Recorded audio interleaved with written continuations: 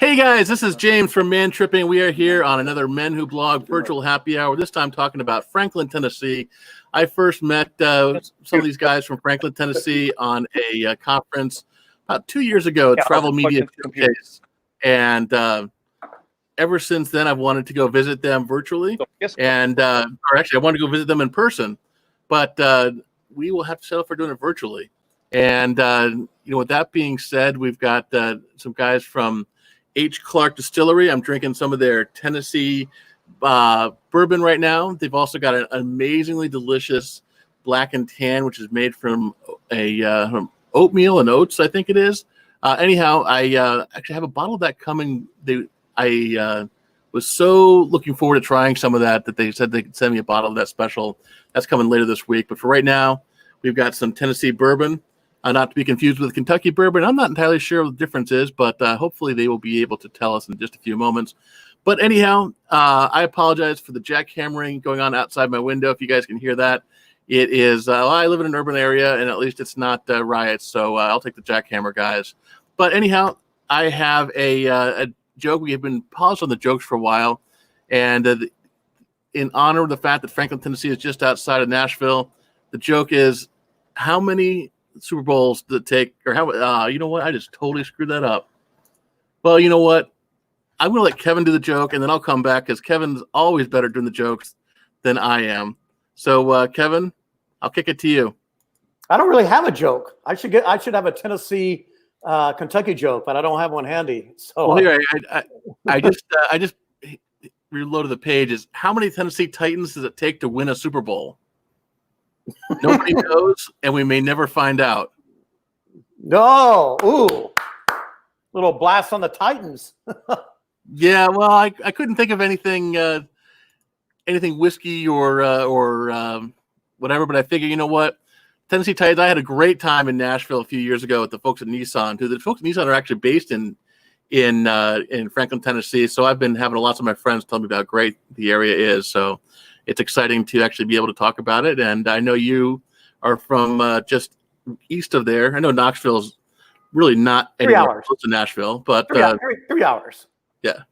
And I have been to Franklin one time to visit Chuck Schumacher, who is part of our musical guest today. He's part of a band called Beaker Street Blues Band, and they play around Franklin. And they've had a number of musicians play with some major heavy hitters. And toured with some major bands around the world and the blues. And Chuck's there with one of his band members today. So he's going to play us some really freaking rockin' blues type music. So really, really excited to hear the Beaker Street Blues Band on the virtual happy hour because they are fantastic. And I have to check the name of that place they play in Franklin. It's like 2 or 3 little old houses put together. The minute I walked in, I said, man, if I lived in Franklin, this would be my hangout bar. Chuck will have to tell the name of it. And I said, boy, you guys ever play here? He said, matter of fact, we do. That's a really cool spot in Franklin. So I've been there one time. Can't say I know a ton about the town, but it's one of those Tennessee towns that's typical of Tennessee, where the town has a town square built around the old courthouse. And that's very common in small Tennessee towns. So my dad educated me on. And that's kind of the way Franklin is. Small town, but really cool and hip. It's a home of Lonely Planet, by the way. And I believe Nissan is there, at least in the vicinity. And it's not far from the Jack Daniel Distillery. I've learned today there's 2 distilleries in Franklin. They have a whiskey trail. They've got all sorts of cool stuff we can talk about as soon as our friends from Visit Franklin get on, and the distillery. So, being a Tennessee native, I'm excited about the show. So let's get it rolling. Chuck.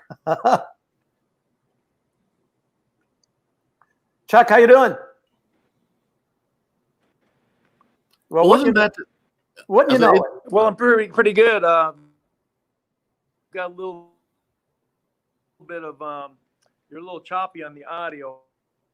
I'm trying to detect everything going. Well, wouldn't you know it? Backstage sounded fantastic, smooth as silk, and they're just in there jamming away. I'm like, freaking man, this is awesome! And now we get to live on the show, and there's a little skipping going on. So I think that's how it always is. But while we wait for him to, or I wouldn't say him. If quite frankly, it could be more the attack we had. I know yesterday T-Mobile was out almost completely, and Verizon was affected, and some of the Comcast stuff was affected too. So hopefully it's not. Hopefully it's not that. Hopefully the rest of you guys are able to hear us.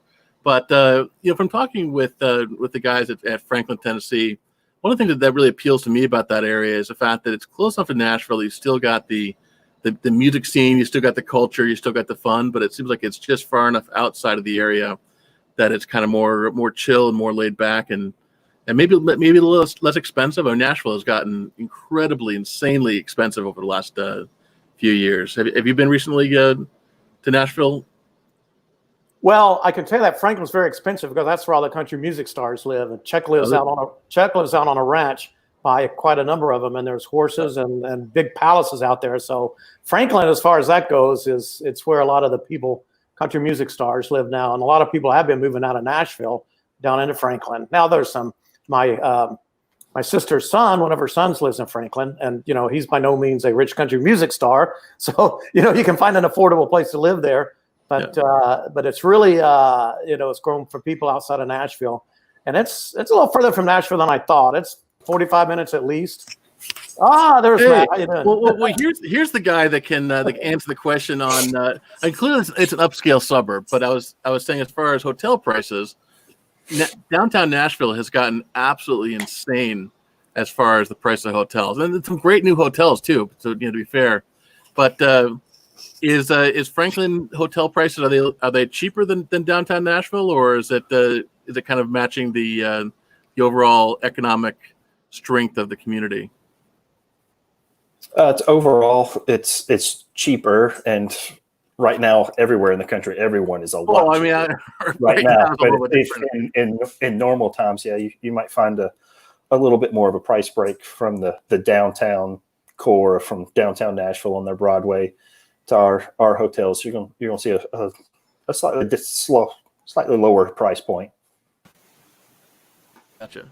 Well, yeah. Thanks for sorry, there was some technical issues on your end. We were just having all sorts of technical issues today. I'm not sure what's going on, but anyhow, Matt, I was saying earlier how much I enjoyed meeting with you and talking with you at TMS, and I haven't been able to go out there and visit in person, but really excited to share Franklin virtually with the rest of us, and. Kick it over to Chuck for a second. Chuck, is your audio working now better? Maybe not. Anyhow, well, I'm gonna let you. They sounded great, Matt. They were just on right before the show. They were jamming away. They sounded like this is going to freaking rock it. And then of course they're like, "Hey, play a song," and then like a technical issue. Chuck, do you hear us? Nope. Well, I'm going to mute me and I'll give him a call. Well, anyhow, maybe that disco ball. I took it off just to see if it'll work without it. Now we hear you. Okay, let's just see.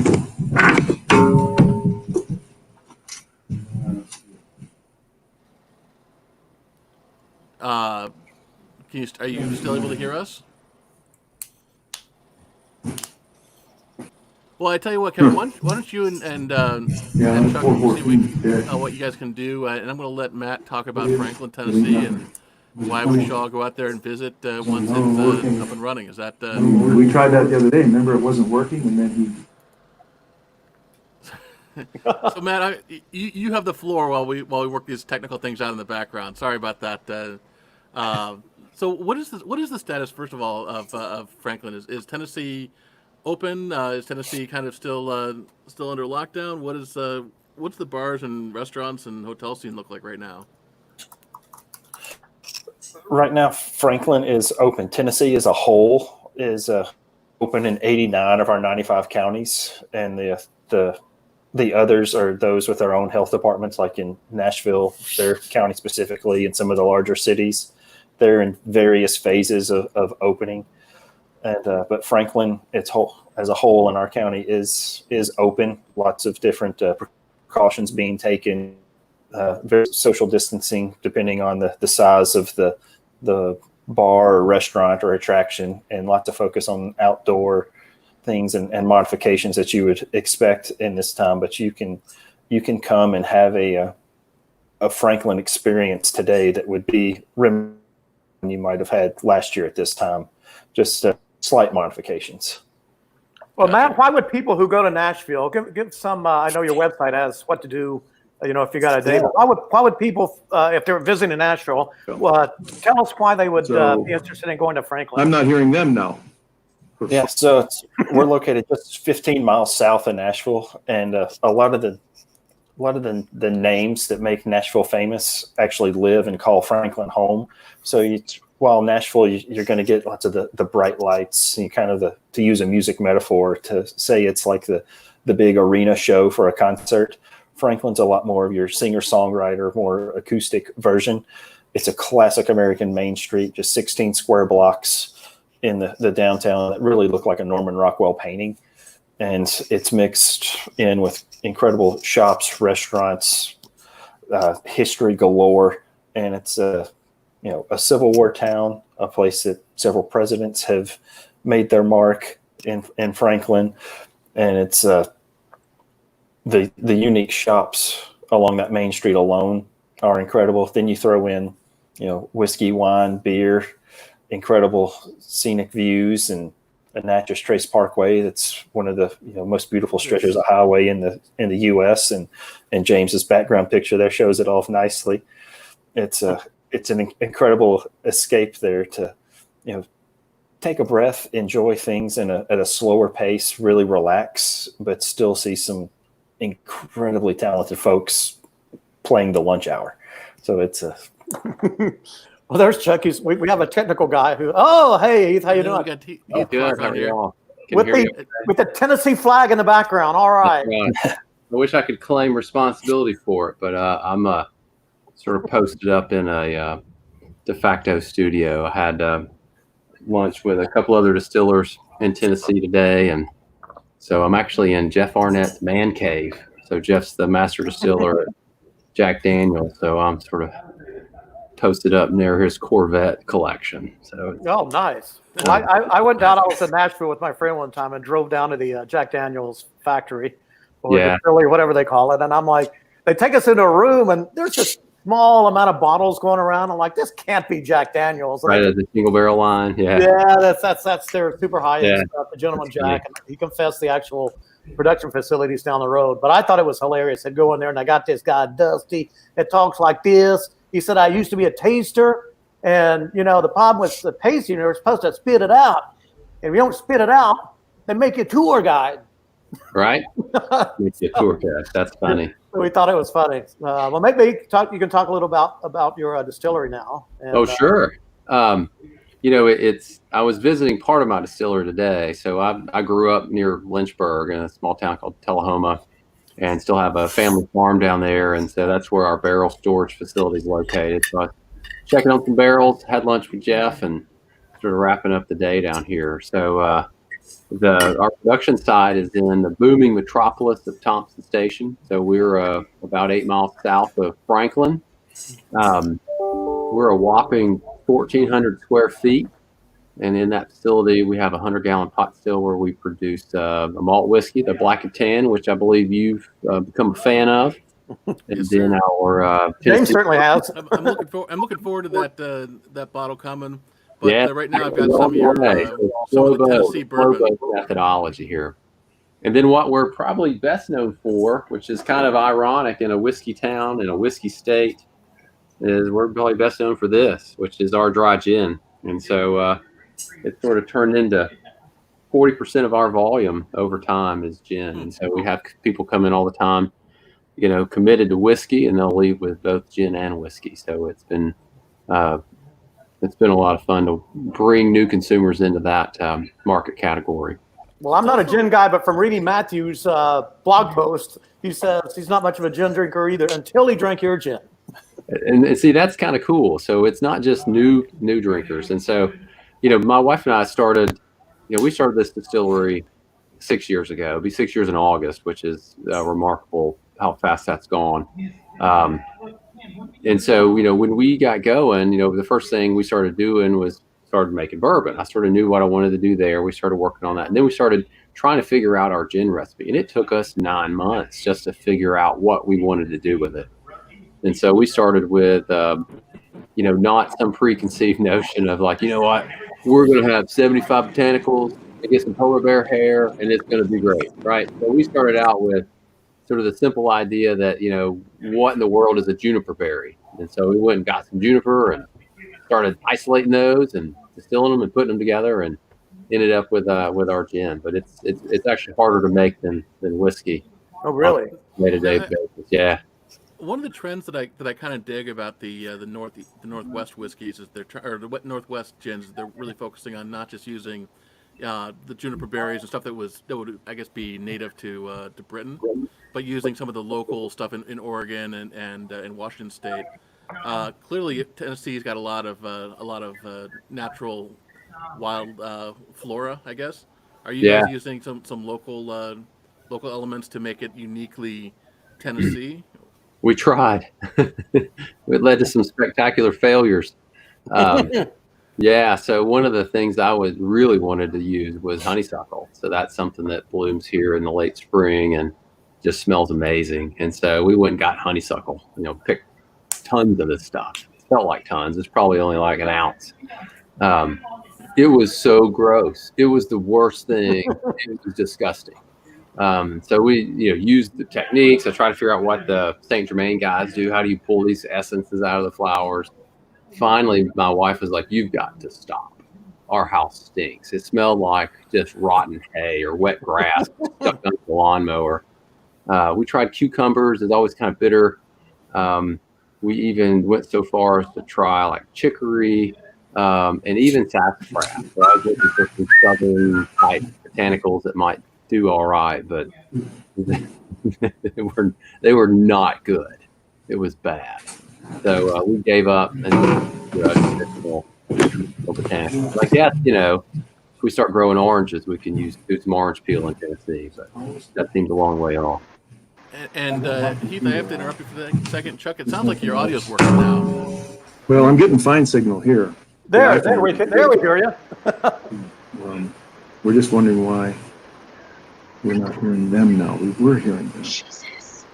So, Well, we got you now. Well, I think we're just gonna have to do I think we're gonna continue doing this show. But we're gonna do a redo because honestly, Matt is so awesome, and I love Heath's whiskey so much. We're gonna look at this as a preview show because I would love to be able to showcase you guys in a more coordinated, less broken kind of way. I can see it. Well, that would be fantastic. I know Matt speaks highly of you guys, and I'd love to take you through all of our juice once you get it in hand. So we sent boxes of it to you. Wait a minute. Should have the ability to drink the wheel when the care packages arrive. Hey, Chuck. Sounds good. Chuck, can you play some right now so we can see how we can hear you? I can hear you now. Okay. Can you play something so we can test that out? Gary, hang on. Gary, do you have that hooked up? And Matt, I promise we'll be back to you. By the way, Chuck, Max, and Heath are just down the street from you.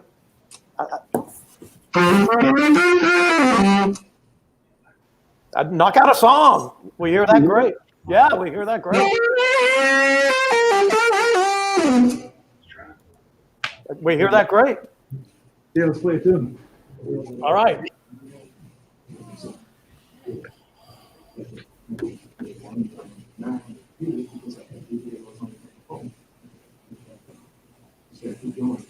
I guess we'll do natural ball.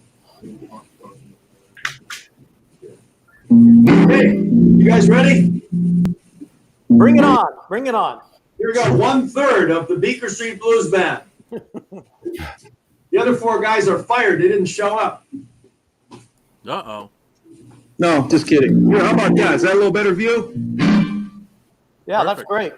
All right, let's play it. 1, 2, 3.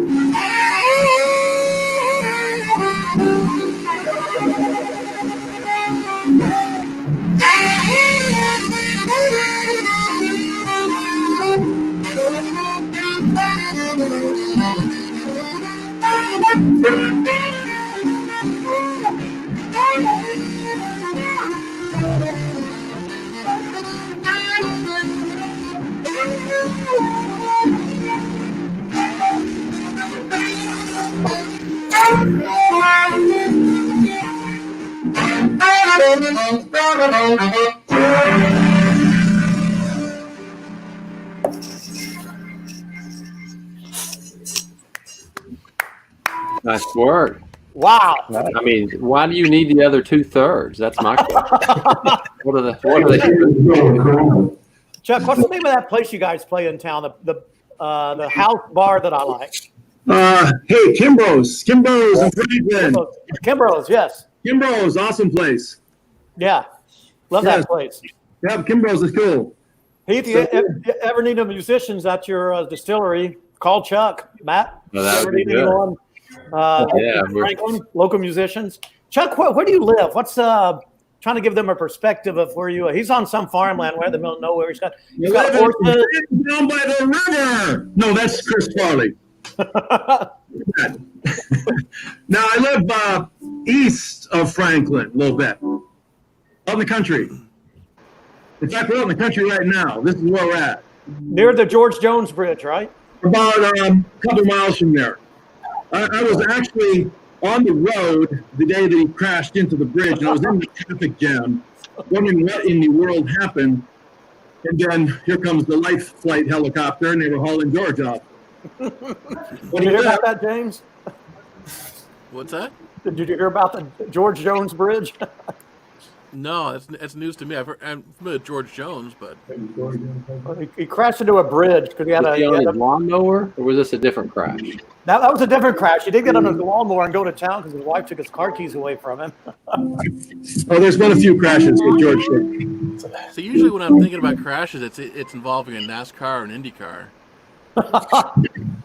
Well, there's a lot of country music stars out there. Matt, maybe you can go over that a little bit too. Is there any such thing as can people drive around and kind of tour of where they are? How does that? Do you have anything like that?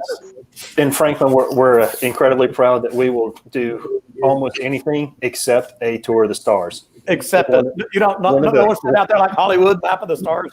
No, that's we do have quite a few that live in the area, and if you ask a local, hey, where's Keith Urban's house? Where's Justin Timberlake live? They're likely to send you on a 40-mile goose chase that takes you back to the same spot you started. rather than point you where they are. It's just part of the culture. They live here because the creative community, but also they know they can just be normal people.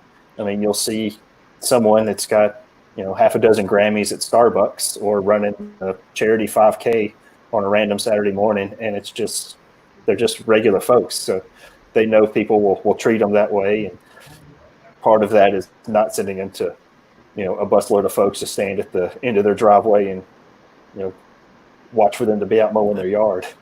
Well, obviously there's a lot of live music around there. Can you maybe give a rundown of the places, what people can do? I know your blog had something about a Thursday night jam session somewhere. So where can people hear live music other than the Beaker Street Blues Band at I can't remember, Kimbrough's. That's Kimbrough's Pick and Parlor. They were talking about it's right in downtown Franklin, and it's best described as just the coolest house party you've ever stumbled upon. It's literally like, it looks like maybe 2 or 3 old houses put together. It's awesome. It's a beer drinking, listen to music kind of joint. I guarantee anyone who likes live music and going to a bar will freaking love that place. But go ahead. Yeah. When you go, you need to make sure you get the chicken and dumplings.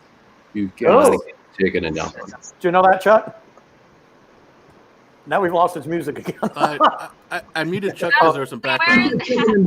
Where exactly is this located? It's at Kimbrough's Pick and Parlor, which is right in the heart of downtown Franklin, just off our historic Main Street. Franklin where? Franklin, Tennessee. Okay, it was Tennessee. Okay, Yeah. so we've been in and out of service, so Yeah. She's coming back from Wrestling Bear and Big Bear in California. So Love Big Bear. Yeah, but you were asking about the live music spots aside from Kimbrough's. You can see something a more formal setting, the Franklin Theater, which is a 1930s era theater that's been reconfigured with all the same technology you find at the Grand Ole Opry for incredible performance, but only a 300-seat arena. And then you can go out to somewhere like a Puckett's restaurant in the little village of Leaper Sport. It's outside of downtown Franklin. It's your classic grocery store, restaurant, and music venue all in one. barbecue, right? It's you eat barbecue on a paper plate, and you see up and coming artists playing all the time. The Thursday night open mic night has become world famous because you don't know if you're going to see the kid down the road that just learned to play guitar or a multi-Grammy winner hop up on stage. Both of which have happened and blown the roof off the place. You mentioned the singer-songwriters earlier in our chat. Are there places like Bluebird that might be a little bit less difficult to get into out in Franklin? Like bars are specifically focused on. I would say that the Pockets and Leaper Sport is probably the closest thing you'll find to a Bluebird-esque experience, just with that open mic night and the number of talented folks that live right there by that restaurant's open mic night. So you'll see is quite a few record industry producers and talent scouts in the crowd each time they have the doors open, looking for new talent. Awesome. And Heath, do you have music at your at the distillery? Not very often. We've done it a couple of times in the past on Friday nights, and it's something we had hoped to sort of reignite this spring and summer, but right now, other things that's sort of been canned. And how was it received when you did have live music? Did it start to really become popular, or was it just kind of growing, or what was the scene like? So one of our friends, like lots of folks in Franklin, moved there to pursue music, got married, had kids, sort of stopped doing music. And so as his kids got older, he sort of dusted off his guitar and helped us kick off the Whiskey Trail a few years ago in Franklin. And so he picked his guitar back up. And so he'd come out and play some of his new material. And he's got a decent little following. It's been kind of cool to watch him sort of ignite that part of his creativity. And, what's cool is he just released an album a couple weeks ago. And so it's,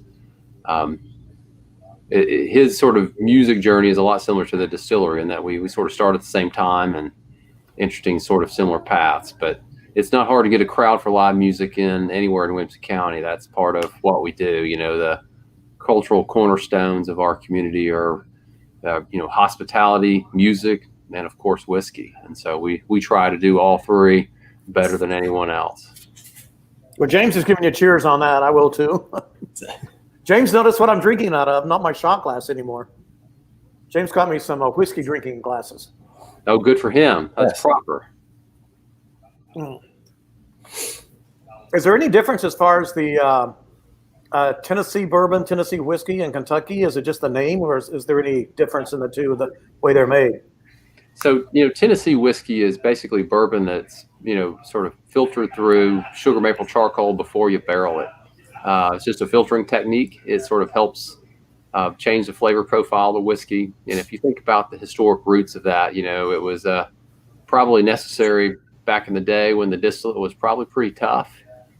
And so you need to filter it before you barreled it just so you could drink it. And so I think that, when you couldn't go buy activated carbon off of Amazon, you had to make your own. And so, Tennessee whiskey sort of became famous for deploying that charcoal mellowing methodology to help make smoother whiskey. I think with today, there's lots of folks doing just plain bourbon. We don't charcoal mellow our corn whiskey before it goes in the barrel. And lots of folks around Tennessee are doing that as well. So Kentucky's fortunate in that they have more legacy distilleries than Tennessee does. And, and that's a big part Tennessee's fault. So we went to Prohibition 10 years ahead of the rest of the country, and also banned horse racing that year. So we were able to send lots of distilleries to Kentucky, ahead of Prohibition.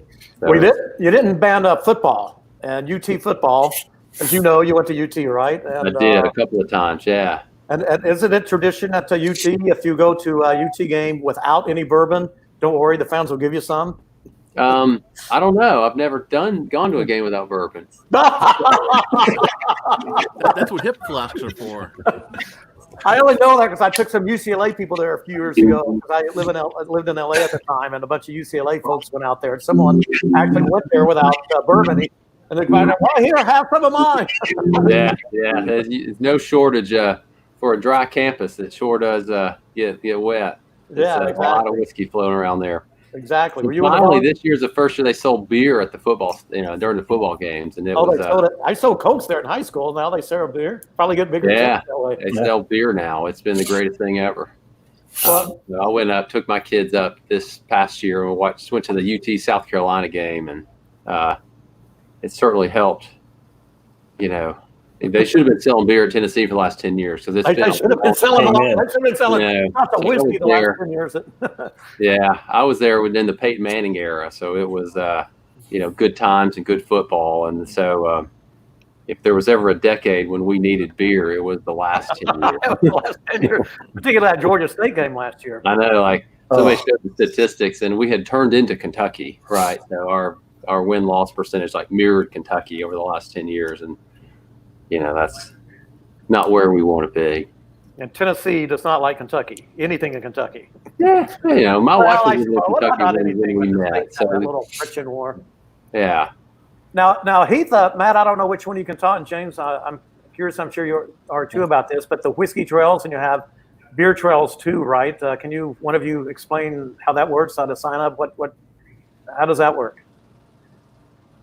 Yeah, well, I'll chat about the local one first and let Heath talk about the state one. Okay. So it's within Franklin and Williamson County. We've got a couple distilleries, a winery, brewery. So we've got a trail called the Masters and Makers Trail, and it'll take you on a scenic route through the county, but it'll link you up to Heath's Distillery, another one in town called Leaper's Fork Distillery, Arrington Vineyards, which is a 250-acre vineyard that's co-owned by Kix Brooks from a little band called Brooks and Dunn, and then over to a brewery in town as well, Mill Creek Brewing Company, and it's just a fun way to see all the different offerings, and each of them have cool restaurants or things nearby, so you can make 2 days of it, getting around and having some good whiskey, tasting some good wine, and mixing in some great barbecue or history or just cool scenic views around all at the same time. Can you is it close enough to like Uber? Rent an Uber. If you're tasting whiskey, Yeah, for me, I'm not going to want to drive. Yeah. I'm not going to want to drive. Yeah, I'd say there's certainly some Uber options that you can do, and then some transportation partners that'll help around it too, and get you there safely. And people can go to visitfranklin.com, and you have a list of different tours and absolutely that kind of stuff. Cool. Yeah. So we Matt helped us kick off. We being the Tennessee Distillers Guild. That's a group of about 30 distilleries across the state of Tennessee. H Clark Distillery and Leapers Fork, both in Williamson County, and also Jack Daniels, George Dickel, and folks from Memphis to Bristol. So we launched this whiskey trail a couple years ago. I guess it'd be 3 years ago. It was right at 3 years ago in June. Wow. And so we sort of gathered, all the distillers and some media and the legislators and state government folks who helped us pull it off, and the Little Brick Theater at the factory in Franklin, and kicked it off. And so last year we had about 6.4 million people visit Tennessee distilleries, which is just an insane number. That's a huge number. Yeah, in 3 years we became, as a collective, the largest tourism attraction in the state of Tennessee. And so, really? what's really great about the Tennessee Whiskey Trail is, there's more to do than just the distillery. So if you're in town to watch a ball game or catch a concert or go to the mountains, you can stop by and visit 2 or 3 distilleries while you're in town to do something else. It's a great option. Come hear some music, go get some whiskey. Get back on the road. And so we really work hard to make sure we embrace that hospitality and music culture at our distilleries. And so we're happy to welcome folks, whether they're here just for us or just for a good time in the afternoon. So what are some of the other distilleries that, I think everyone obviously is familiar with Jack Daniels. And then, hopefully anybody watching this is now familiarized with H Clark. And one of the ones I've been looking to go out to is Uncle Nearest. But what are some of the other distilleries that are in the area that are kind of must visits, either for the distillery experience, or maybe it's just a guy making 5 gallons a month, but he's making some badass 5 gallons. It depends on where you are, really. So if you're in Memphis, you got to go see Old Dominic. They make some really good whiskey. They've got a really fun whiskey liqueur drink that's kind of spicy. It's like this is a terrible comparison, but it's like Southern Comfort, except really good, if that makes sense. Like it's really delicious. Nashville has a bunch of great distilleries, whether it's Corsair or Nelson's Greenbrier or Nashville Craft. You can swing by any of those guys, and they're doing things their own way. And so there are different expressions of bourbon. Nashville Craft is a really fun absinthe, so if you want to try some off the wall spirits. And then if you're in East Tennessee, you've got the choice of Short Mountain or Chattanooga whiskey or Old Forge, Old Smoky, which are all doing different takes on traditional spirits. Billy out in Old Short Mountain, grows all of his own corn, all of his own grain, sort of a self-contained distillery experience. Is that like really good. Distillery, kind of cool. I'm sorry? Is that essentially an estate distillery at that point? I guess it could be, yeah. That'd be sort of hard to pull off. If Jack Daniels wanted to be an estate distillery, they'd need about 60,000 acres for corn and other grains. So it'd be kind of hard to pull off, and on different scales. Chattanooga whiskey's in the middle of Chattanooga, so it's a very urban Chattanooga whiskey. I'm from it. That's where I was born. They've got a great research. They do a good job down there, and it's a beautiful setting. And then when you get into East Tennessee, I got a lot of guys doing moonshine, so you can swing by Old Forge or Old Smoky, or swing by Postmodern in Knoxville and get just some crazy good liqueurs. They do a nice job with some off the wall stuff. So one of the things that's kind of fun to see with the Tennessee Whiskey Trail is you can stock your bar with Tennessee products. And so a couple years ago, we welcomed the national commissioners of agriculture to the state. And so in order to help our state show off a little bit, we were able to stock the bars. We have everything from vodka to, high-end bourbon and Tennessee whiskey that we can have at the bar. So we like to say our spirits are as diverse as the music. So you can go from blues to bluegrass and, bourbon and to vodka and everything in between. That's pretty awesome. I've written about the Kentucky Bourbon Trail. I think every men's lifestyle guy has written about the Kentucky Bourbon Trail at some point. But I'm really excited about exploring more about this because I really wasn't that familiar with the diversity kind of guy. Up in Kentucky, it's bourbon, but clearly it sounds like you've got a lot of different fun stuff. So is it an organized trail? Is there good maps and that kind of stuff? It is. Or? Yeah. So you can go to Tennessee Whiskey Trail. You can download the app, and so you can go digital if you want to. If you visit our distilleries, we can give you a passport. So you can get stamps, have a hard copy as you go around the state.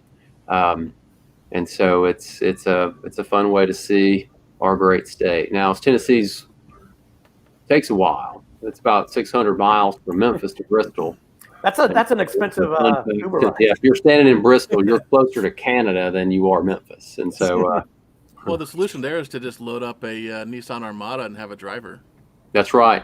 Maybe something bigger than an Armada, like a bus. Or an armada of armadas. That's right. I just got to give some love to my friends at Nissan because that was actually the first and only time I've been to Franklin. But it was an interesting. I think it was for the Sentra launch event a few years ago, and we're going to go to Jack Daniel's distillery. And I'm like, you're really taking a bunch of auto journalists to a distillery as our change point. That doesn't seem that safe, but no, it was a good event. And Franklin's definitely a beautiful place, so can't wait to go back when I don't have to drive, so I can go and drink in a little bit. Well, that would be good. We love. And if you're doing to our distillery, don't want to hold back when you're. I'm sorry, you don't want to hold back when you're drinking that Tennessee whiskey. That's for sure. Get down. Or the gin.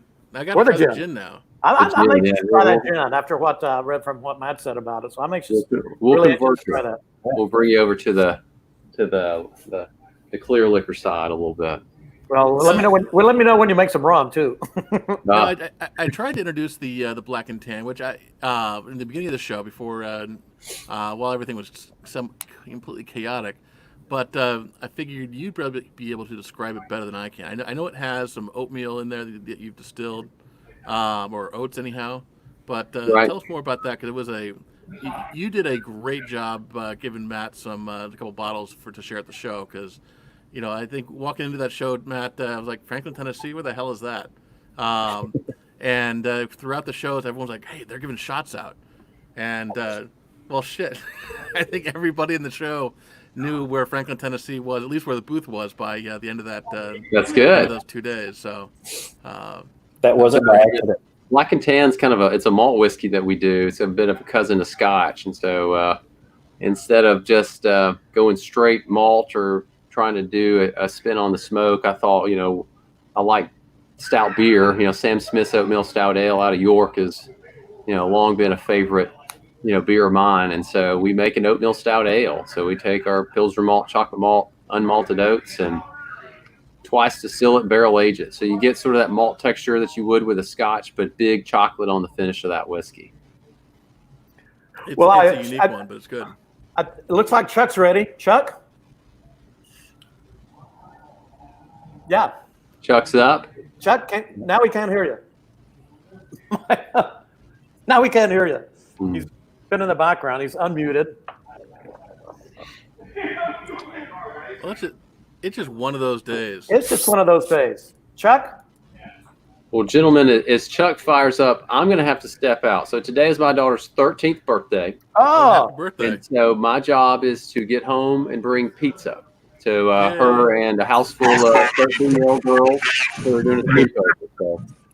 Well, happy birthday to your daughter. Thanks for coming on. And we look forward to getting her shipment. I'll let you know what I think of that gin, too. And when you get it, have a drink, and then we'll do this again, and we'll make some cocktails. I'll show you what I like to do with Oh, that's great.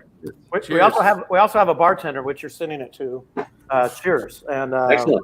she can can hook up. We have a staff. We usually bring it on Thursday, so we do it like Thursday. Okay, we'll do it on Thursday. yeah, we do more kind of a spirit show on Thursday.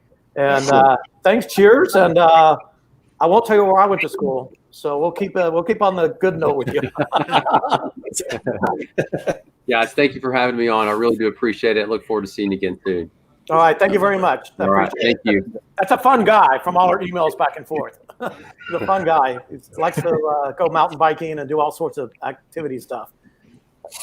How you doing there, Chuck? How about now? Can you hear me now? Yeah, there we go. All right. Yay. Well, we made some adjustments. I think the last time we probably blew the speakers out. It's not quite the same setup as we're normal to, but let's see if it works. Okay. All right. Something from 1956. This is the old sax instrumental. This is Honky Tonk. Let's do it. All right.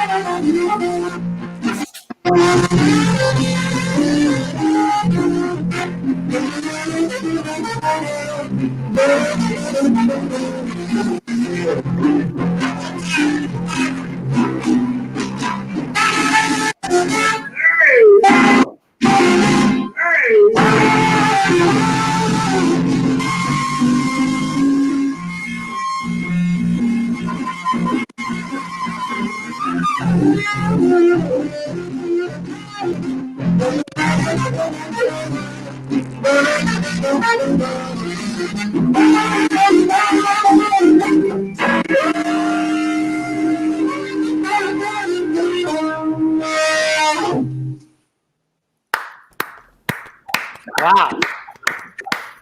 Chuck, I think poor StreamYard can't handle that great music. But you're doing a live Facebook show on Saturday, right, on Facebook. Can you talk about that? Well, hopefully the audio will be better. The audio I don't think was so good today, but we have our audio guy coming out on Saturday to run the audio. We couldn't get it going right. But anyway, it'll be terrific on Saturday. So we are doing a live show. Saturday, be 5:30 Central Time, Radio personality John Reitmeyer will be with us, and he will MC the show. He'll come on around 4:30 and do some band interviews and, just horsing around and telling interesting stories. And then we'll do our show about 5:30, and should be fun. The one we did about a month ago we got a great response. It was really fun. You got a huge response. And can you give a little quick, minute or so rundown of the band? And you've got a number of great blues musicians who have toured with people all over the world. Can you give a little quick rundown on the band? You can. Of course, right back here we have Gary Gilbert. This is King Bee, Gary Gilbert. There he is. And he's one of the guitar players in Nashville right there, and also a guitar repair master. We're in his shop right now, where he repairs guitars, builds guitars, does all that, and for a who's who of guitar players. And this is where we do our shows. And then on bass guitar, we have Gary Link, who is a former Steppenwolf member. They just finally stopped touring, but he was with them over 20 years. Steppenwolf bass player. And Marshall Pearson, our drummer, was with Roy Orbison back in the day, up until the end there. Wow. Joe Lamont, our keyboard player, most recently he's been doing a lot of cruise ships, but Joe's played with, like all of us, kind of too many country artists to mention. He's played with many notable country artists, lots of them. And then we have Holly Ferris, who spent 25 years playing trumpet for James Brown.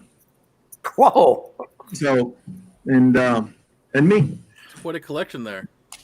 Well, I've had the band for 16 years, so I often think we're the best kept secret around Nashville. There's just not, I don't know. We play around Franklin, Kimbrough's, we do Puckett's, and we do Mockingbird Theater. We do some private functions. We've done some corporate events. But quite frankly, there's not a lot of work for six-piece bands around Nashville. It's interesting. You would think there would be, but not so much. Why is that? Is it that the honky tonks are generally smaller venues, or too many musicians? Oh, okay. So overflowing with musicians, and you could play for free if you want to play for free. You could do that. Sure. For exposure.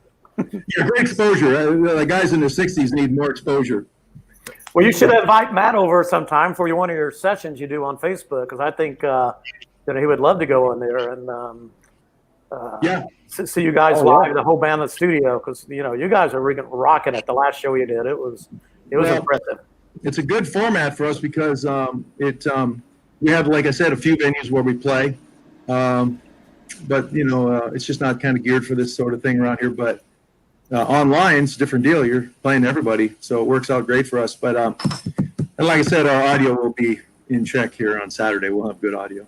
But that, folks, is an example of how much great live music there is in Franklin, Tennessee. When there's this band playing, jamming away, and so they don't have to be a country music star to hear really good music in Franklin. Isn't that right, Matt?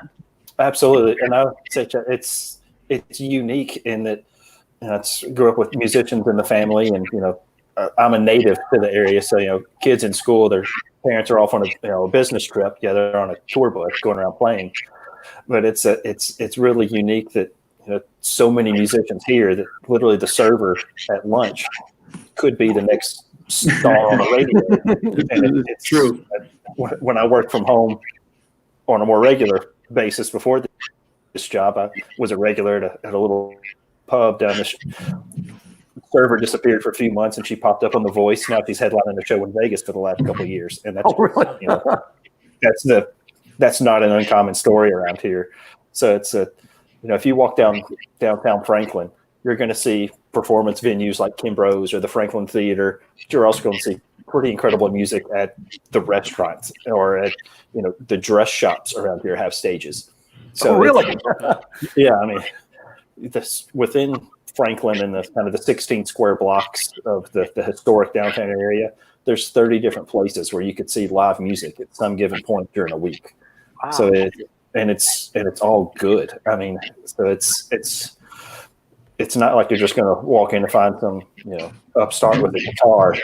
The upstarts with a guitar here they're just pretty amazing. And Chuck, where's we went that night? Because I was in town for one night, headed down to I have another live show called Pub Club Live. We were doing a whole weekend from University of Alabama, Tuscaloosa. I flew into Nashville, stayed at Chuck's, and he and his wife took me out that night. Where did we go to that night, Chuck? Trying to remember. We went to the nice place and had the burger. That was Puckett's. Puckett's. We tried to get into like that one place that was too crowded. That was like they had a musician on stage, and it was kind of brightly lit, and it was an open room. And I don't remember the name of that place. There's so many. Boy, I mean, maybe I took you to Kimbrough's. We went to Kimbrough's. We went through Kimbrough's afterward. I insisted on staying and having a beer because you were just going in to see the manager or something. I'm like, I got to have a beer in this place because it's so cool. Yeah, Puckett's, and we went someplace else. You're saying I can't remember. Yeah, we started out there. We're going to have dinner there, but they had a musician on stage, and it was kind of brightly lit, one room, very popular, but the wait was going to be like 30, 45 minutes. So we walked around town and wound up maybe Gray's on Main, the second floor. You know, maybe the first place we went was Puckett's if there was a guy, and maybe we went someplace else for the burger. Might have ended up at 55 South or something. It was 55 South. We went for the burger. Another good place. Well, there's just the end to the good places in Franklin. It's, you know.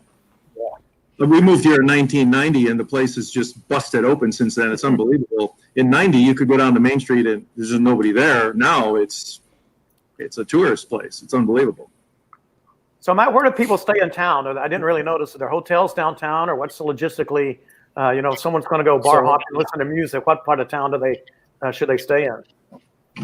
So in the historic downtown area, kind of that 16 square blocks I was talking about, there's a Curio by Hilton property called the Harpist Hotel that's been open just under a year now.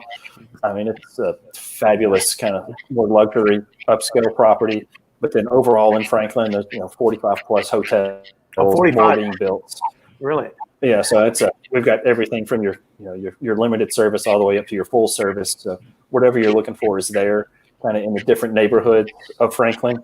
There's an area called Cool Spring, which is more of the business area where you'll see a whole lot more of the traditional flagged hotels, and then obviously Airbnb rental. Oh, that's legal around too.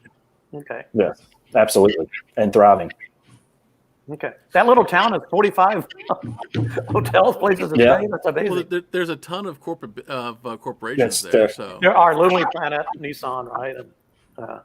And, Nissan, Mars Pet Care, the Lonely Planet. Since we're talking travel stuff, their headquarters there in downtown Franklin, and there's loads of other businesses from Insurance World. And well, we're definitely gonna have to come out there and check it out. I need a good road trip. Although that would be a long road trip from Southern California, but I'd still do it. It'd be it's worth not it. that bad. It's Southwest.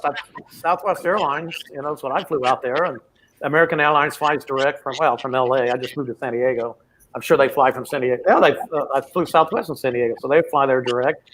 It was an easy flight, like 3-something hours, and got the Uber from the airport, going to Chuck's. We're driving down it was at night, driving down some dark street or something. We turned in, and then we came to a bridge, complete pitch black. I'm like, Chuck, this can't be right. He says, "Oh, you're at my driveway." Yeah. So you mentioned coming from California. That's with people who get on an airplane to come to Franklin, California, and the LA, Southern California area is our number 3 market. Is it really? Chicago and California are our top areas where people are getting on an airplane to come see us from. Really? Well, it's you mentioned that just now.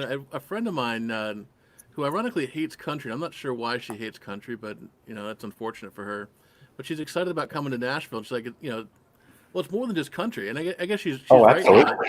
Is that is kind of the more than country? Is that kind of extending to Franklin as well with rock as well as hip hop and soul and that kind of stuff too? Very much so. I mean, there's a lot of country folks around, but I mean, Megadeth recorded their last album here, and it's you'll see a lot of Americana, and the Christian gospel world is, their headquarters is is in Franklin. So many of And them. this person is absolutely not doing Christian gospel. Right. She's Well, more death metal and some pagan stuff. But Yeah, but anyhow, I'm sure they might be more interested in seeing Dave Mustaine walking around. But it's Yeah, there's a little bit of everything here. yeah. So Matt, I see behind you, you pilfered the PGA Tour Hush sign, right? Or Yeah. That's, I've been looking at that the whole time, like, oh, that's the Memphis tournament, the FedEx tournament in Memphis. it is. Yeah. In my prior to tourism life, I worked in the sports industry and still do a good bit of sports photography around. So I've been going to the tournament down in Memphis for 15 years or so. Now I work it as a photographer each year. No, do you? Oh, really? A staff photographer. Yeah. Do you shoot any of Nashville stuff? The Predators or the Titans or even Vanderbilt? I do. Vanderbilt and Titans are probably my main coverage area. And you mentioned that Georgia State game up at Tennessee last year. I was there shooting. Oh, it's a much more exciting. you're on That was a surprisingly more profitable game than I expected it to be. You weren't at the BYU game, were you? Then I returned to Vanderbilt to see more losing. Oh, well, Tennessee's turned around a bit, and they're actually starting to recruit a little bit. Quite a bit. We're starting to, yeah. I noticed on your bio you were a sports photographer too. So being a former sports writer, I thought we had a little bonding thing there. That was pretty cool. Yeah, I came out of college and worked for a junior golf tour, the American Junior Golf Association, and traveled the country doing it's a PGA tour for 18 and under. And while the time I was out there, I mean, it was Jordan Spieth, Ricky Fowler, Morgan Pressel. Those folks were, just kids playing around, and then showing up us staff members left and right. Then went from there and worked as a sports information director for many years. Oh, where at? It's Tennessee. So I stayed at UT? It's UT Martin. Oh, UT Martin. Okay. Yeah. So traveled the country talking about sports and making teams sound good when they did well and sound decent when they didn't. UT Martin had Ray Mears after he had to leave Tennessee. Absolutely. Yep. So is there He brought the striped pants to UT Martin. Oh, he did. He did. Is there some good golf in Franklin? It's a great question, James. There's some fantastic golf, and it's a spot the NCAA championships have been played, and the only downside is most of it is private. So we have one really good public course, but then several championship courses that are unfortunately private for the casual traveler. But from Franklin for the golfer, gosh, you're within an hour of some incredible courses throughout Middle Tennessee. But then each summer we host a now Corn Ferry Tour tournament, and with our proximity and the sponsors here, it usually has a fun sponsor exemption player in it. Last year, it was a Jake Owen, the country music artist. Bye, Chuck. Thank you for joining us. Thank you. We got to run. Thank you, guys. So Matt, maybe we'll meet in person one day in Franklin. Who knows? Absolutely. Well, I'll make sure you guys get each other's email address. I think you do. So you guys keep in touch. Matt, you'd probably love to go by their studio when they're doing one of their live Facebook shows. We're going to start having, we've got room for an audience here now, so we're going to start inviting people out for the live show while we do the Facebook thing. So that'll be great. Yeah. Later, guys. Thanks. Thank you. Well, Matt, I was going to ask you, what someone goes to Franklin, and let's say they go to Nashville, whatever, they're in the area. They come down to Franklin, they want to hear all the great music at night, stuff to do at night. What do people do in the daytime if they get down there at, go to lunch, and then what do they do for the next few hours in Franklin to, for entertainment-wise or activity-wise? A lot of folks they see Nashville and the size of it, and they think, oh, Franklin, a little small town. I'll go down there, spend an hour or two. They're going to be blown away by the various options of things to do. So, if someone is looking into shopping, everything from the largest shopping mall in the state to the historic downtown, they can do that. History-wise, we were a Civil War town. That's right. I want to ask you about that too. So it's the Battle of Franklin, kind of one of the last big battles of the Civil War, happened in our downtown and in the battlefields just outside of the historic downtown. So it's unique, and most Civil War battlefields are big, wide open field in the middle of nowhere. Ours happens over a 4-hour span, and it happens right in the downtown area. Most of the buildings that were built at that time served as field hospitals, and they are still standing today, and you can see the remnants of that, and a lot of that history has been preserved remarkably well. It's about 20 years ago, we were the poster child for the worst reclamation of Civil War battlefields pretty much in the country. On our battlefields, there were strip malls and Domino's pizzas and golf courses, and some local activists got together and said, this is just a shame that all this is being lost. Started raising money, and the real estate market here is really, really doing well. So this has been an expensive project, but they have reclaimed hundreds and hundreds of acres of battlefield, torn down the buildings, and now you can, the 3 historic homes were there for the battle, the site of the battlefield, various different tours from the logistics of actually what happened in the battle, the stories of the people there. And if someone is interested in Civil War history, I kind of like to say you can do this in 3 hours, or you can do it in 3 days. There's that much there. And then if someone's not a huge Civil War fan, but just kind of in history in general, down in downtown Franklin, one of the oldest buildings, actually that one in the dead center of the Instagram scroll there, This one right here is the Masonic Hall right there. Oh, And okay. in that Masonic Hall, it was played a big part in the Civil War, but before that, Andrew Jackson, when he met with the American Indians and essentially told them it's time to go and started forcing them out west, that meeting happened in that building. So when he couldn't get what he wanted passed through in Congress, and Bill stated he came down from his home in Nashville, met with him at the Mason Lodge because he was a Mason, and it was one of the only meetings between a sitting president and the American Indian tribes at the time that had ever happened. So it's not all great history, but it's or not history that we would be proud of. And Enough to be interesting. Yeah. But that is something that we take great pride in Franklin is we will tell all of our history. As a Civil War town, there's a lot to not be too proud of, but we've had some incredibly good groups to preserve all of that history, and we will tell all that from the African American history in town that's celebrated on our town square. The Civil War history is there. The Masonic Hall, we embrace it all, so none of it will be forgotten or whitewashed over. Well, I just saw I think James that's when great, you go ahead, James, and I have a question about one of the No, photos you showed. But go ahead. I think that's great, and I think things have clearly changed a lot even in the last 3 weeks. But I've traveled a bunch in the South, and I think there's some states, like I was on a press trip in Arkansas, and the request was don't talk about civil rights stuff. And I'm like, well, you guys have one of the biggest race riots in the country, and you want me just to not do it? But I mean, as a historian, I was a history major in college, and I studied studying the Civil War from when you're in college in North Carolina is different than the Yankees might have related. But I find it fascinating the various nuances and that kind of stuff. But to have a tourism board say, please don't talk about this, Really, was kind of shocking. But and because I was being paid in that trip, I'm gonna say I have to pay my rent, so I'm not going to talk about anything, but I can omit stuff. But I really appreciate the fact that you guys are open about that. And to be fair, I think that was your sentiment even 2 years ago, 3 years ago when we talked, that you guys are embracing your history as opposed to just being a jumping on the bandwagon now thing. So I appreciate that.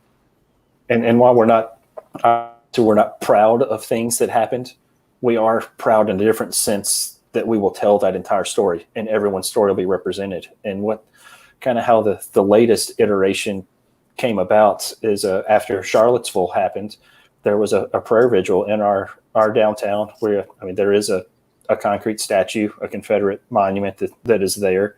There was a prayer vigil around that monument. Several local pastors kind of got together, and African-American pastors, and said, there's a lot that happened in this town square that's not fully represented.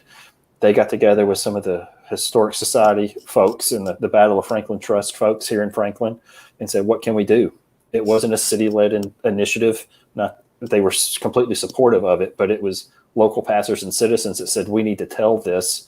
And from their efforts, within a year, there are now 5 historic markers around the square depicting the slave market that happened on our square, the race riots that we had there, and the story of the U.S. colored troops that after the Civil War was over and after the battles, they went to our courthouse in our downtown, signed up for the U.S. colored troop forces, and within the next year there'll be a statue erected to those troops as well, right there on the courthouse steps. That's awesome. There's so many stories like that and so much history that, for whatever reason, we kind of just we glazed over as a both as practitioners of being historians, but also as a country that it doesn't have to be a you suck because you're white, but it doesn't have to be a you suck because you're black either. And I think that's absolutely coming together and telling these stories is really important to healing. So I applaud what those efforts both that you guys are doing, as well as similar efforts around the country too. So thank you for for doing. Well, that. I know Chuck's wife Lynn is a great Franklin historian, and as we were walking around the square, she pointed out some of that stuff. So when you go hear their band, meet his wife Lynn. You guys will talk history for like an hour. Yeah, Franklin history for about an hour. On a more upbeat, positive pubpub.com kind of note, when James when James was scrolling those pictures, there was a big music festival photo, or at least, and I know there's one, a half hour down somewhere in the middle of South Central. You're thinking of Bonnaroo, just about an hour. I couldn't remember the name of it. Yeah. So that's about an hour. That one right there, the one in the middle next to the burger. This one? So actually, that one. That's the one that gets my attention. Pilgrimage? That's Pilgrimage Music and Cultural Festival. Okay. So that's the branch. Are you familiar with the band Better Than Ezra? Oh yeah, of course. They play Jazz Fest every year. Of course. Yeah, so that's are they from Franklin? The brainchild of Kevin Griffin. So the lead singer Kevin Griffin lives in Franklin. Really? And as he tells the story, he went out for a run after Thanksgiving lunch one day, went a different route, came across the park area in downtown Franklin, which is a converted 200+ acre former horse farm that's now kind of our Central Park. Saw it happened to be the perfect sunset, and he had this epiphany moment. He says, there needs to be a festival right there. A few phone calls, and 18 months later, Willie Nelson's kicking off the first Pilgrimage. Oh, really? 5 years ago. And that first one, it was Willie, Sheryl Crow, dozens of others, Chris Stapleton right before he had his big breakout performance at the CMAs. And then it has, progressed as years have gone, and an up-and-coming artist by the name of Justin Timberlake moved to town a couple of years into it and decided he wanted to get involved. So he came on as a partner with the festival too. And so of course he's got his own record label, and several of those have played. Justin himself played, I guess 2-3 years ago now. So it's for 4 years running there, Rolling Stone called it the best curated festival in America. And when does that take place usually? I realize this year's all messed up, but when it's usually the last weekend of September. And is that scheduled for now, or is it on or off? Or it is. They just had to pull the plug on it for this year, for like so many other festivals and things around the country. They rescheduled Coachella and Stagecoach to October, and then they wound up canceling it just this week. Yeah, and it's Bonnaroo had moved back to the same weekend as Pilgrimage, and now it's I haven't seen an update on Bonnaroo yet, but.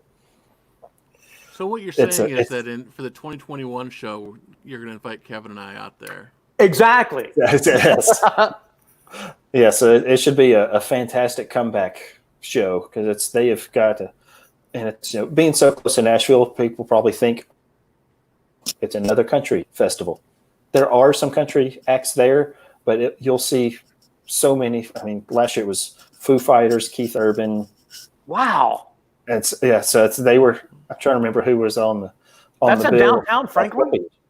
It is. So if you're downtown at the Kimbrough or 55 South where y'all had lunch, you're, a half-mile walk from the park. Really? Wow. That's freaking awesome. And it's cool, and it's over in that 200 acres, and they've got 5 different stages set up, and it's really a boutique festival. So they keep it limited to roughly 30,000 folks maximum per day. And it's but over those 5 stages, you've got Justin Timberlake playing over here, Better Than Ezra, Kevin Griffin playing on another stage, and then there's one stage dedicated just to kids. So you might have the Wiggles playing in the afternoon.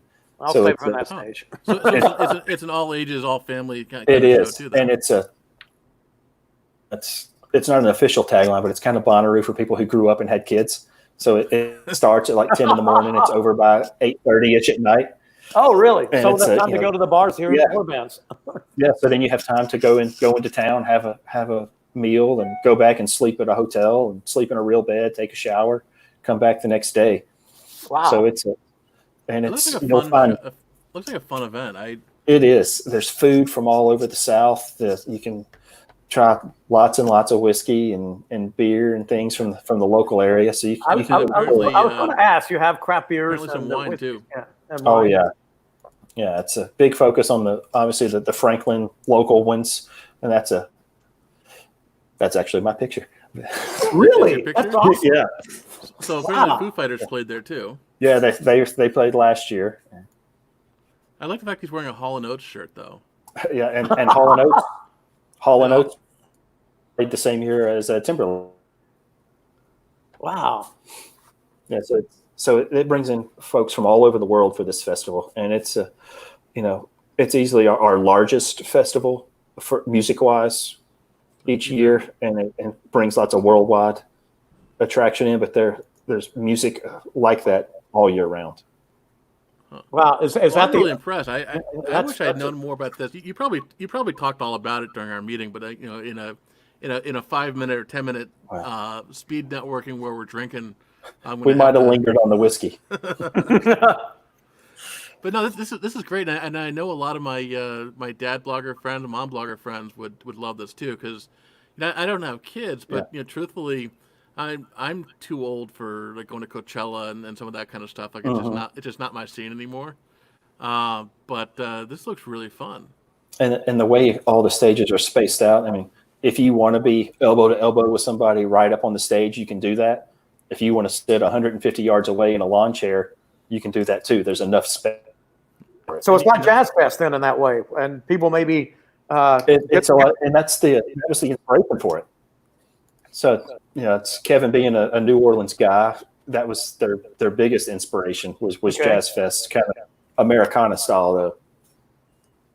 And I count see me you in. have- Count me in for that next year. Put me down for Yeah. that, and I'll see. I'll go hear Chuck and my sister. I think I mentioned earlier. My sister's son lives in Franklin, and he went to MTSU and lived very painfully in Memphis for about a year. He didn't like I that. love Memphis. Well, he didn't like it too much, and but he got a girlfriend in Franklin and got a job there. So he is just as happy can be. He freaking loves Franklin, and Yeah, I love to hear that. I'll look you up with him sometime. His name's Tyler Todd, and he's working now, but I'm going to make sure he watches the show later. Yeah. But he absolutely loves Franklin, and you got rivers and lakes around there, and he's fortunate enough to have someone with a boat to get on one of the lakes, and they do that for 4th of July every year. They get on there and plan a big trip every year. But he absolutely loves Franklin. Just thinks it's one of the greatest places in the world. Yeah. It is. It's a great mix of you've got the small town feel, but you've still got so much of the things you would expect to see in a big city. And it's I said livability.com just today released their top 8 suburban areas that are located, the top 8 suburban areas located close to a metro that people want to live in. Franklin was among those.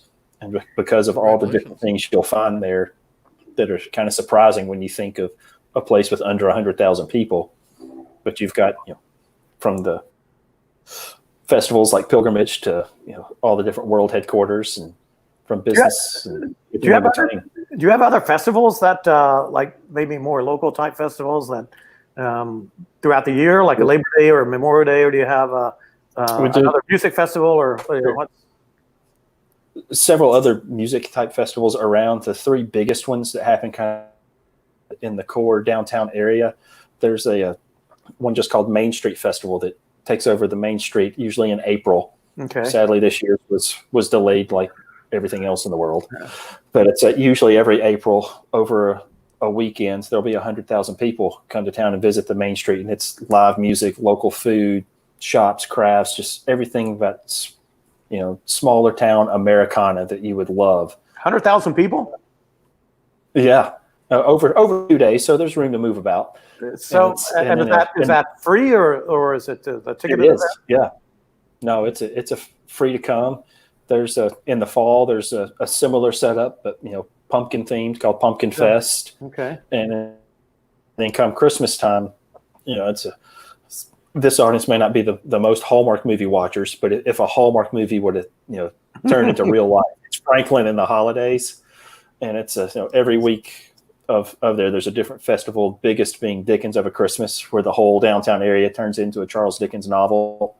It actually snows, whether it's cold enough to snow or not, and there's 200 plus characters walking around. So if you've got a bone to pick with Scrooge or Tiny Tim or any of them, you can talk to them in character. And obviously lots of food and music, Christmas tree lightings, and last year at the Christmas tree lighting, Kathy Lee Gifford was the MC, and Jars of Clay were the entertainment of it, and that was just for the local Christmas tree lighting. Wow. And it looks absolutely beautiful in the fall too. I think just driving around. It is, yeah. Are there some good bike paths and stuff too? There are actually. The one behind you there, the Natchez Trace Parkway. It's while a highway, it's one of the most popular places for bikers in America, because it's bikers share the road there and have just as much right of way as any car on that federally protected highway.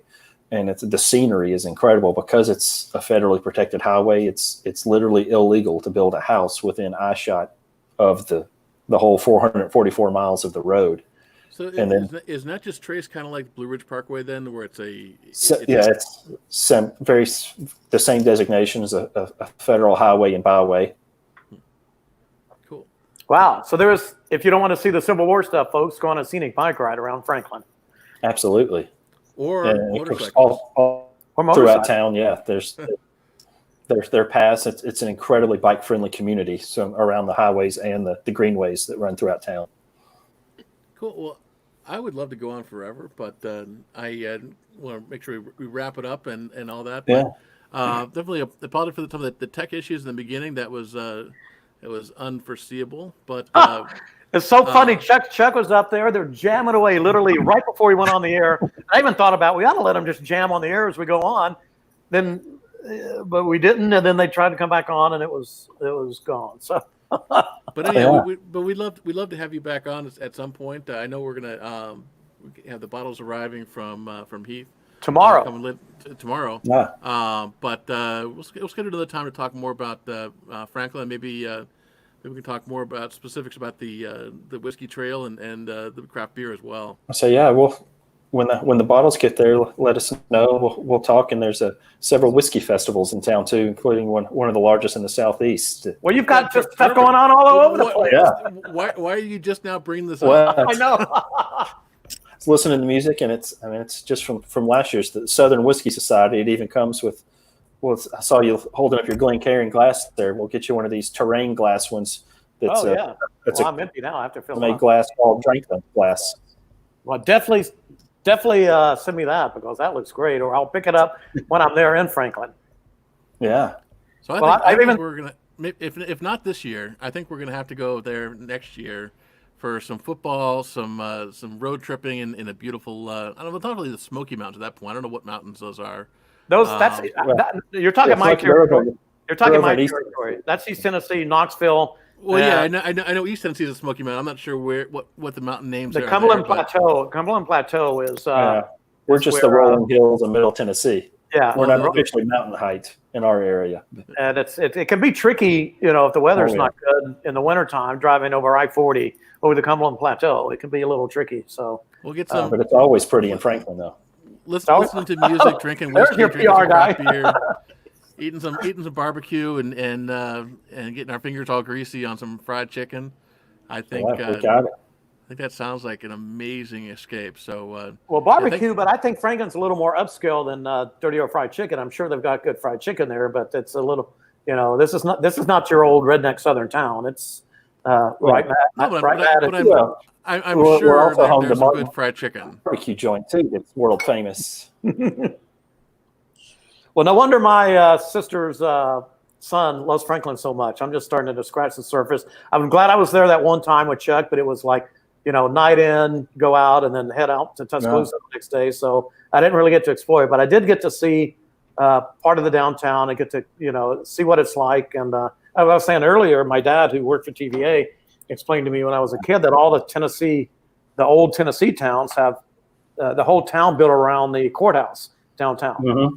So, which is exactly like Franklin. So everything's built around that courthouse, and then from there, the town spreads out a little bit more. But Franklin's not big. I mean, the downtown area, what is it, like 5-6 blocks? I mean, it's easily walkable. Yeah, in the core kind of historic downtown area, it's 16 square blocks. 16, okay. Then as a whole, the town's just over 70,000 people, about 230,000 in the county. So it's lots of still rural. Get out and have those scenic drives, but 10 minutes away, you're in the corporate headquarters on every corner, and then 10 minutes away to the cow. 10 minutes away to the horses by Chuck's house, and the country music stars, and the George Jones Bridge. Yeah, cool. I'm sorry, I just laugh about that. James, he got drunk and crashed into a bridge, and they called it the George Jones Bridge. Yeah, it's one of many classic George Jones stories around town. Yeah, I don't know why I find that funny, but I do. But anyway. Well, you know what? For a guy who's been immortalized for reckless driving in at least one song, I think that's probably pretty appropriate for him. Yeah, he's more known for his lawnmower antics. But The lawnmower story is freaking hilarious, from what I've heard. Did you hear about that, James? I haven't, but let's hold that. Let's hold that for next time. That's a good tease. Yes. So if you want to hear the lawnmower story, which I am now going to have to cheat and ask you guys off the camera what it is, we will be talking to the guys from Franklin, Tennessee, coming up. I'm not sure when. I know we have Peg Leg Barbecue. We have Corey coming up sometime in mid-July. So I don't know if this ends up becoming a string of Nashville metro area shows or not, but Nashville and the surrounding area is one of my favorite places. So looking forward to having you back on, and we'll talk more about lawnmower stories and craft beer and the Whiskey Fest. And we want to hear more about that. And now I'm completely excited, all those festivals. And now at the last second, you just throw in, you have whiskey festivals. So there's a lot more to talk about at Franklin than we did in an hour and a half. Thanks, Matt, for coming on. And next time we'll get Chuck's. I'll make sure you and Chuck connect and, go here as a band. And I'd like you two to get to know each other, because that's a great local band that, you probably, it's always good to know local musicians, something I haven't heard of, but I'd like to hook you guys up. And we got the distillery coming. Absolutely. And cheers, James. I don't know if you got to wrap up. Cheers to y'all. I got an empty glass, but I'll just. I know. Well, I know what no wonder he wants to wrap it up. So it's all good. But Matt, stick around. I'm gonna let's talk after we hit the end broadcast. But Okay. Thank you for joining us, and we'll see y'all on Thursday. Sounds good. Cheers.